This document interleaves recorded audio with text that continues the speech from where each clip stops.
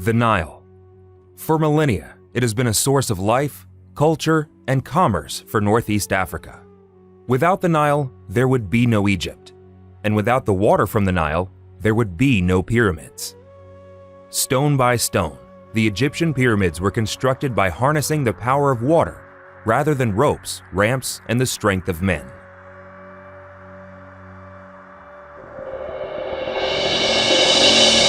The Egyptian pyramids were built at a higher elevation, on an open plain, to be visible without obstruction to Re, the god of the sun. Scholars say that beside each pyramid was a mortuary temple connected to a causeway. At the other end of the causeway was a valley temple. Many envision an arid landscape surrounding the pyramids, as it is today. This theory hypothesizes that it was just the opposite. Let's think about the pyramids differently for a moment. This theory presumes that there was a lake or water basin with a harbor beside every pyramid built in ancient Egypt, and that each pyramid was connected to this harbor by a causeway. The causeway ran from the pyramid down to a temple, frequently called the Valley Temple, located at the nearby lake or water basin's edge.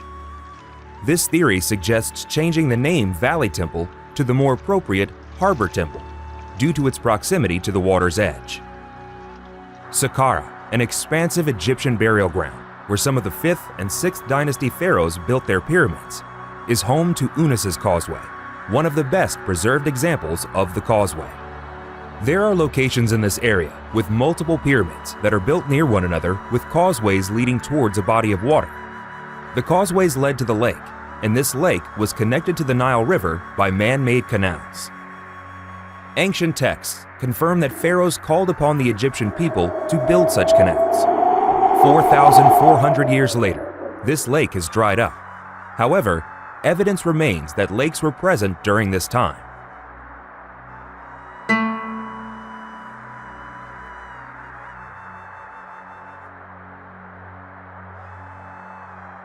When Pharaoh Khufu sent his builders to survey the future site for his pyramid, they found that the Giza Plateau offered everything needed for a colossal pyramid site. The Giza Plateau was near the Nile River and a probable small lake. The area was made of limestone layers and offered a solid foundation to support the massive pyramid. The limestone also supplied core stones for the pyramid. Fast forward to the 1980s, an American-British consortium, Ambrick, drilled 72 boreholes before installing a new sewage system east of the Giza Plateau. These boreholes yielded information about the terrain, precisely sediment deposit depth below the surface and elevation to sea level. This data and research from books, maps, photographs, and other materials was used to develop this revolutionary theory of how the Egyptians used waterways to move building material within the Khufu Basin. Most scholars agree that over time, the Nile River has migrated eastward. The former Nile Channel, or Western Branch River, is now referred to as the Labini Canal. The Labini Canal is next to the Giza Plateau.